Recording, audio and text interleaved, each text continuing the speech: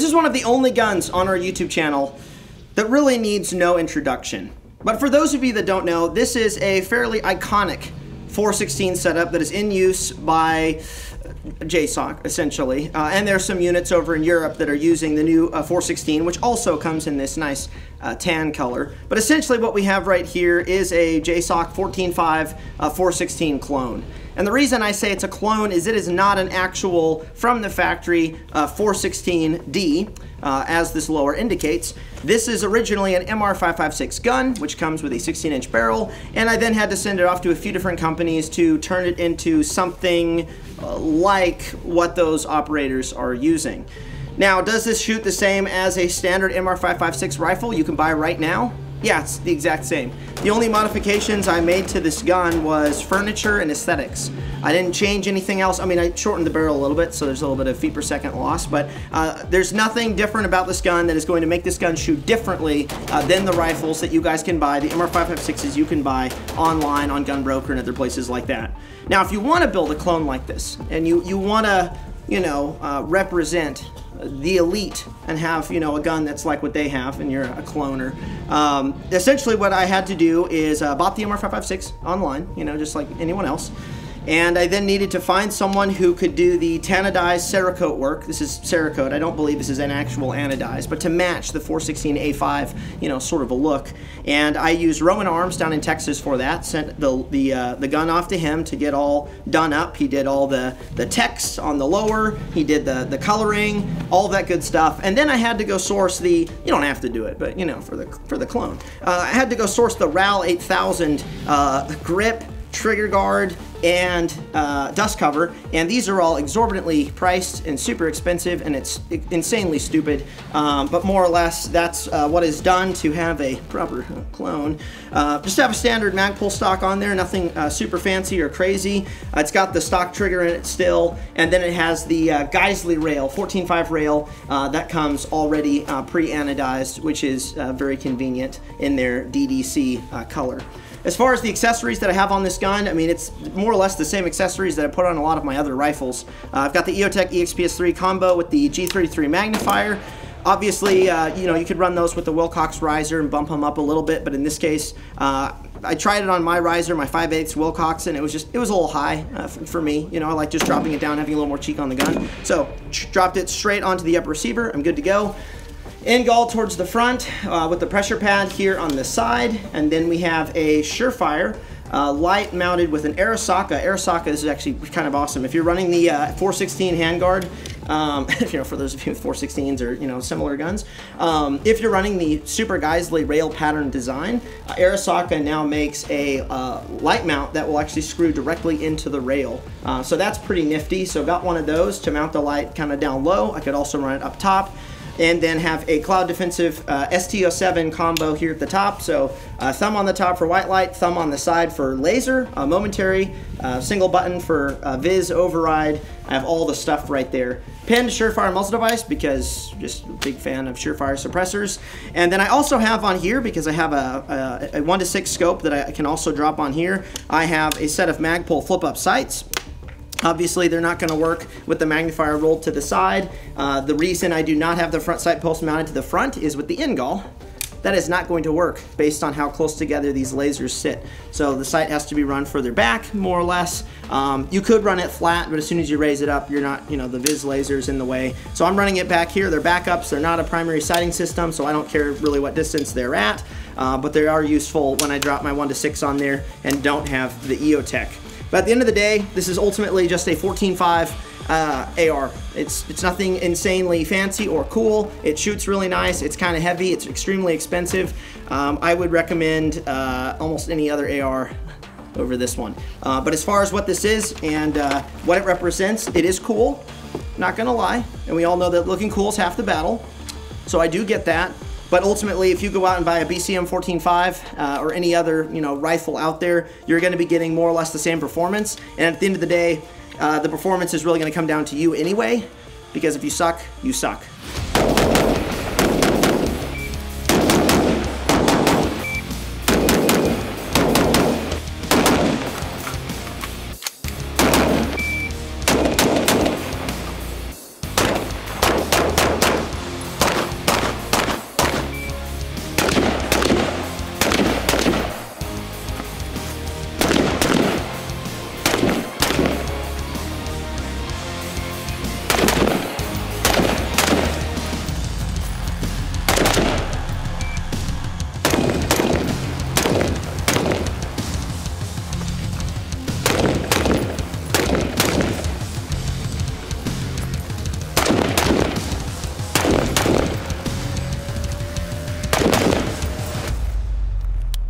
Oh, it's trash. That's a 1528. Opposite side. 1 Charlie. 2 Charlie. 2 Charlie. Yeah, we're good. 5 Charlie.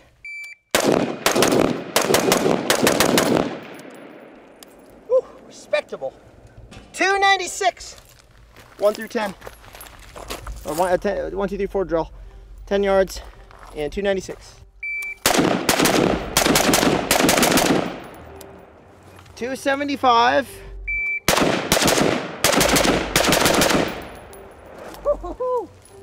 Nice, and that's in a 275 as well. So it's 3. 1, 2, 3, 4 drills in under 3 seconds. Which is pretty spicy. Not gonna lie. We've got 2 Charlie. This is the target that gets all the 5-round bursts. 1 and then 4, and we have 6 Charlie on him. I'll take it. I'll take it. Okay, I don't like this quite as much. These are a little far. We've got, that's on the line, but I'm going to count it. 1, 2, 3, 4 Charlie.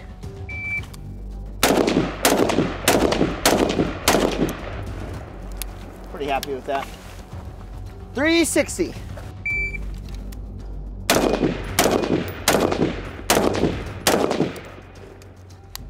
That's the whole group is favoring low left. That was in 463.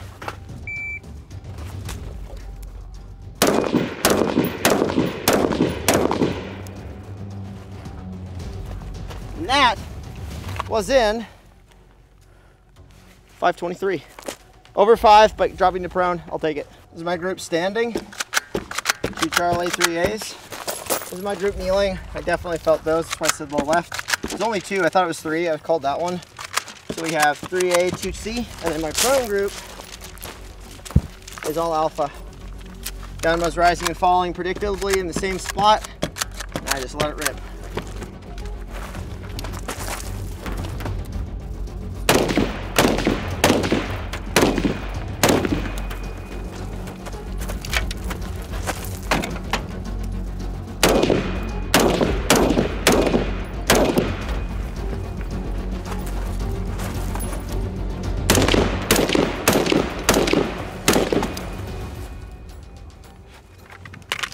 Rifle slings are awesome, but they're not awesome when they're just flying all around on their own, catching on stuff, especially if you're inside of a car.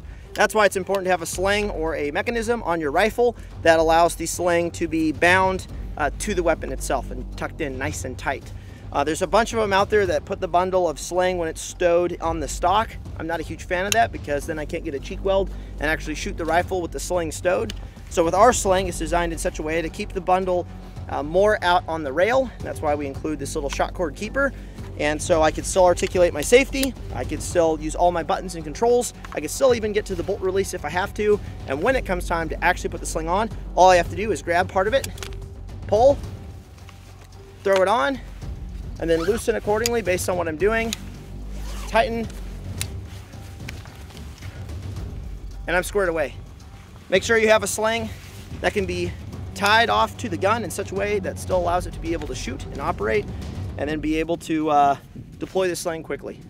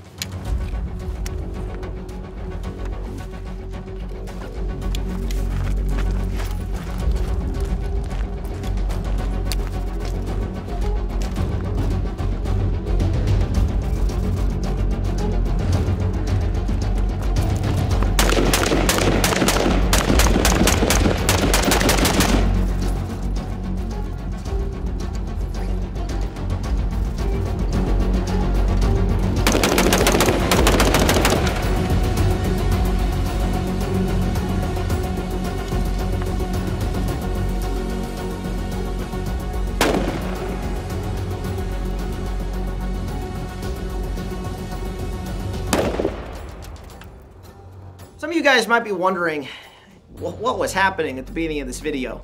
You know, carrying 2 duffel bags, jumping into the back of a U-Haul, and then kitting up from, you know, having a concealment holster all the way to night vision, plate carrier, assault pack, rifle, all that good stuff. Well, if we're thinking about what the purpose of the Second Amendment is, to be prepared for war, for resistance to tyranny and all sorts of big crazy stuff. It's not just for hunting, obviously. It's going to go a lot further than just shooting at the range, you know, showing up with your car, grabbing a rifle, going out, zeroing it, and then running some drills on the range. There's a lot more training that needs to be worked on outside of just the shooting part. And I want to give you all an example of why I think that what we showed at the beginning of this video is really important. When I used to be a volunteer firefighter, and I only did it for a little over a year, and I wasn't particularly good at it, so I just, you know, want to be upfront about that. There's a drill and a standard that you do as a firefighter, and that is taking all your bunker gear in your issued bunker gear bag with your SCBA and your mask, and you have to put all that stuff on, and I believe it's under 2 minutes. So you have to do your boots, your pants, your Nomex, your jacket, your gloves, your helmet, respirator, SCBA, and then clip into air in under 2 minutes. And the purpose is so that you can respond to the incident, you know, respond to the fire and save lives the fastest way possible. And I actually think it would be very wise of gun owners to be thinking about, you know, if they start getting into kit, plate carriers, body armor, chest rigs, night vision, all this stuff, is actually train putting that stuff on in a short amount of time. There's another guy that I talked to, just as another example, a Christian Craghead. I had a long conversation with him a while ago, and we talked about some of his kitting up process. You know, he showed up to the scene there in Nairobi, and he had to put all of his stuff on. And the sooner you can put your stuff on, the sooner you can move towards the threat. So as an able-bodied citizen who is getting into armament and helmets and night vision, I think having the capability of, you know, having some duffel bags, knowing how to conceal the equipment, how to transport the equipment from point A to point B, and be able to put it on as quickly as possible is something that's pretty important. And it's something that I believe is lacking in the firearms community itself, that sort of emphasis. Most people are pretty comfortable with carrying a handgun, you know, practicing from concealment in under a second, something like that. But how about going from, you know, everyday citizen walking around to fully jacked, fully kitted, ready to do whatever needs to be done. So that's why every once in a while I will, you know, get a couple duffel bags out. I'll see, do I even have the right bags to conceal all my equipment? Do I have the proper equipment to conceal in certain kinds of bags? I mean, when you start experimenting with this, you'll realize things like, man, my Cry AVS full assault, you know, plate carrier doesn't fit real well in this small little gym bag. And that's where something like the AC1 or another minimalist plate carrier really comes in handy when it comes to, you know, putting it into even like a JanSport backpack. This will fit in there just fine. Now with this chest rig, maybe not, and that's where you have something like the shingle, but some of that larger kit, you know, that combat related kit may not work for some of the stuff out there. And that's why it's important to train and really see, you know, what kind of capability you have as a citizen and what you need to invest in. So that's why we're doing drills like this. It really is, in my opinion, some of the next level of gun owner preparedness and thought that's going into your equipment. A lot more than just, you know, showing up to the range. You have all the stuff in the back of your car. You have as much time as you want to put it on to then shoot some cardboard targets, and then you throw it in the back of your car and you drive home. There's not a lot of preparation or training that is occurring there as far as your kit goes. So my challenge to you guys is take stock of what you have. Right now, we're in a time of peace, more or less, here in the States. There's plenty of time to stock up on different kinds of equipment.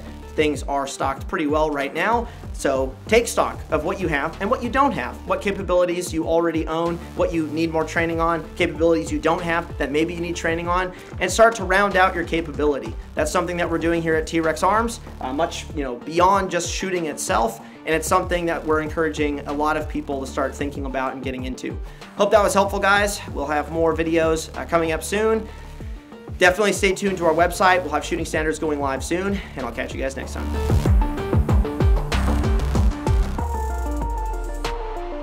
So if you're still watching this video, we're going to talk through the details of the kit that was used for those of you who are curious or wondering.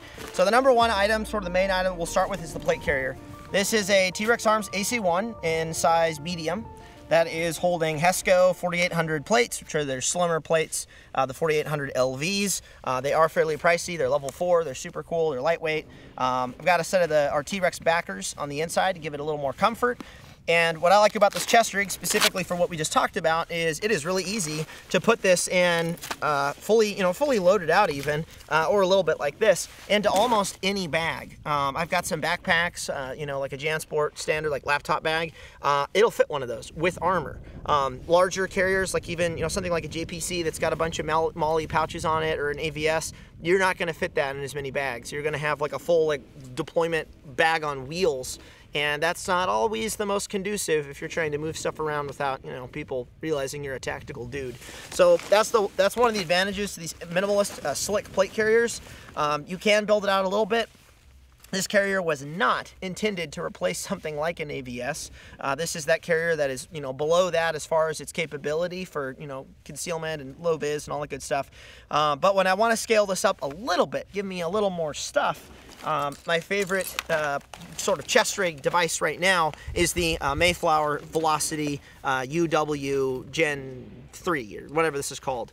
The way I have this rigged up on the plate carrier is it swift clips in like so. I have the female swift clips right here that popped off of my AC1 so I can run slick with the shingle. I have our Y-strap adapter, our adjustable back strap to give it some stretch, and I simply run that underneath the back flap on the AC1. That keeps everything nice and snug and tight to the body, and it's just a very swell setup. And having the cells on my cummerbund, I can still have a small med kit. I can still have my my underarm radio. This is a Hytera with a Disco 32 PTT that rigs up to my sword ends with the SRS adapter.